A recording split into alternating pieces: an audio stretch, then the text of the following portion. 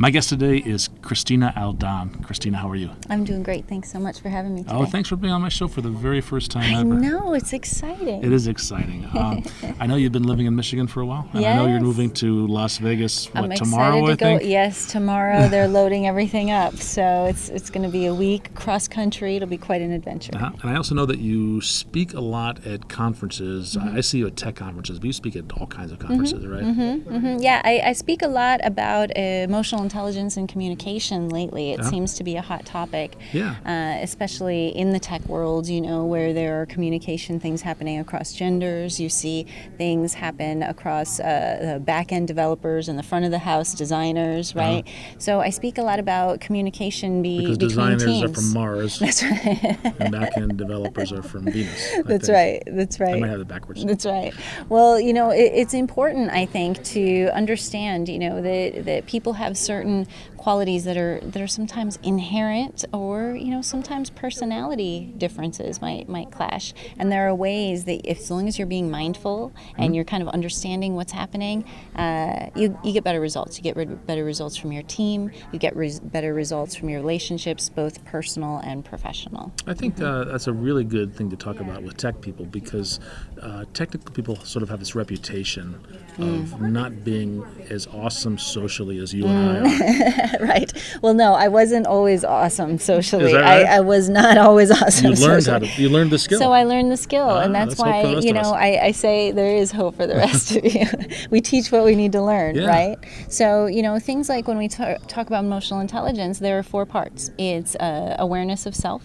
It's awareness of others. It's how you're managing yourself and how you're contributing to others. What I like to call, your tribe. How are you connecting with your community and giving back? So when we start talking about awareness of self, that's always the hard part, right? Looking in the mirror and thinking, well, maybe it is me a little awkward at the party, or maybe it is the way that I'm communicating with my project manager.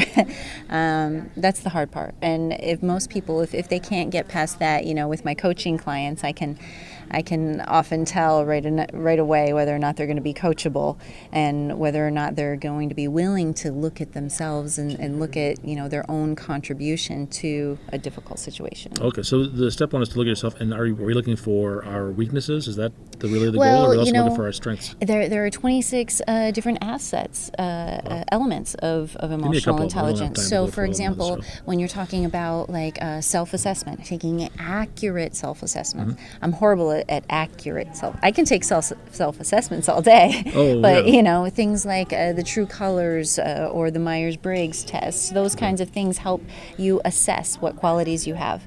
I also look at where I'm challenged and what comes naturally to me. And this is real simple. This is a real simple test. Just look around and see where you're most naturally spending your time, and then look around and see where you're avoiding your time. And that tends to we tend to spend our time doing the things that we're good at. That's right. Exactly. So having that, and then the second part, awareness of others. Are you practicing empathy regularly? Can you put yourself in someone else's shoes? Are you actively listening to other people, or are you just waiting for your turn to talk, right? A lot of us, we wait for our turn to talk to make sure that... I've done that. Yeah, I do it. Yeah, absolutely. So, thinking about that, looking at others' body language while you're talking to them, and kind of understanding that. These things take time. You have to kind of practice. Yes. But once you have that awareness, things move a little easier for you in communication. I don't think we're taught this as kids. At least I wasn't. I wasn't, no. I think I'm okay at it now. Yeah. But I learned it as an adult. Absolutely, and I'm still learning it. I don't think that we ever stop learning, especially with the nuances like humans, and the way that we communicate is always changing, especially with social media. We didn't have social media when I was. It's a whole different ball game. So awareness of self, awareness of other. What was the third one? Third one is, how you're managing yourself. How are you engaging in the community? Are you taking responsibility for your actions? How are you contributing to your community? A lot of times, one of my mentors and teachers, I work with Rocketeer occasionally as a consultant, and so one of my Rocketeer is a person? It's a consulting agency. Okay. yeah, consulting agency. And so every now and then I partner up with them. And the CEO, Mark, who's a mentor and teacher of mine, he talks about how we all have 4 superpowers. Right. We have 2 internal, 2 external, and we can use those to manage ourselves, our thoughts, our emotions, our words, and our actions. Through our superpowers. Through our superpowers. Use them for good. I have no idea what mine are. What's your superpowers? They're always thoughts, emotions, words, and actions. Oh, those are them. I thought they got more specific than that. Oh, okay. Every single person has the capacity. So we can use our words to change the world. Correct. For example. Absolutely. Okay. And so, that falls right into that how are we managing ourselves for emotional intelligence. The last one is, what's happening within our community? Are we influencing our community? Are we hiding away from our community? How are we Are we volunteering? Are we mentoring? Are we coaching?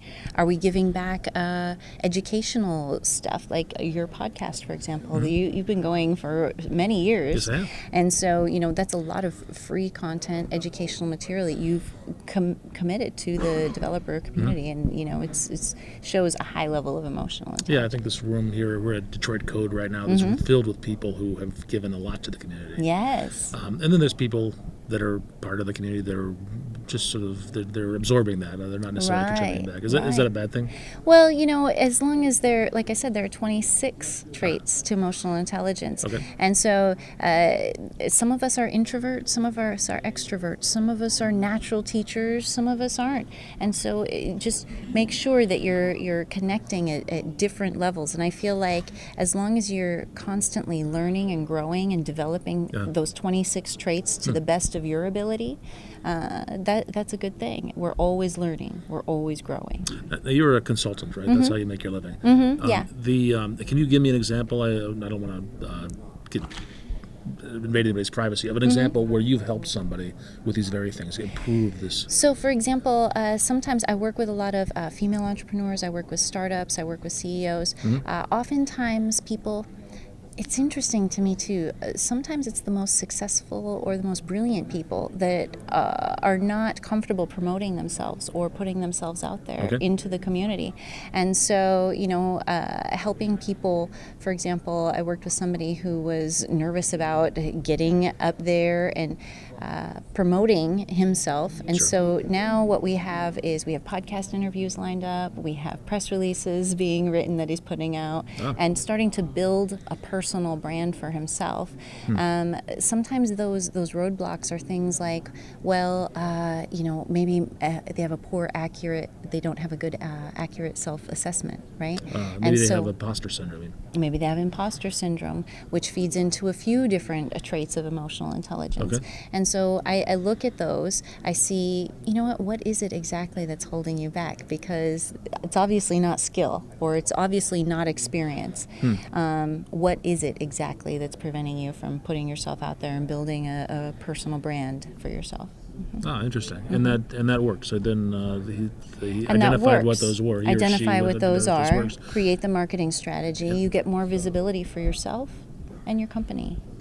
Now, we just scratched the surface here, but I want people to learn a lot more. Where can people go to learn more? They can go to ChristinaAldan.com. That's a great site. Thank you very much. There are my own podcasts, some blogs, some information about speakers, and becoming more authentic in yourself. Because when you do that, there's this natural ability. People are drawn to that. Right? When you're just yourself, when somebody's comfortable in their skin, they're drawn to that. And so my goal is to help people just feel like they can be their more authentic self, both personally and also professionally. So they can get better results from their teams, they get better results from their relationships, and you live a better quality of life. And you learned this through some of your mentors? You said I learned this through a lot of different ways. You weren't good at it at one point in your That's life. right, a lot of different ways. By a few embarrassing moments, right? More than a few embarrassing moments. Just so you know, there are more to come. That's right. That is someone who's been through more of life Totally, than you have. Exactly. And because we can learn through those lessons, though. Some people get stuck in them, right? I see. Some people get stuck in those. I've had several wonderful, wonderful mentors. Also, I read a lot. Yeah. You know, Emotional Intelligence 2.0 is like my Bible. I read a lot of That's neuroscience. It is. Okay. I read a lot of neuroscience articles. I connect with people on Twitter and on Periscope, and also, you know, I'm just reading a lot of blogging stuff. Also, what I do is, because I have my digital advertising agency and I work with so many people one-on-one coaching, every now and then I'll come up with some good information like, ooh, I'm starting to see a trend here, right? Okay. And so then I So create... your own research is done through your consulting. That's right. And so then I create a blog topic. I create a training workshop around it.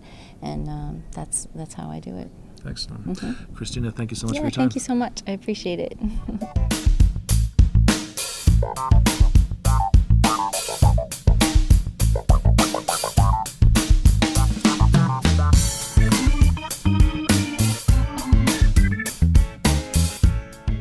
Making magical moments with technology and friends.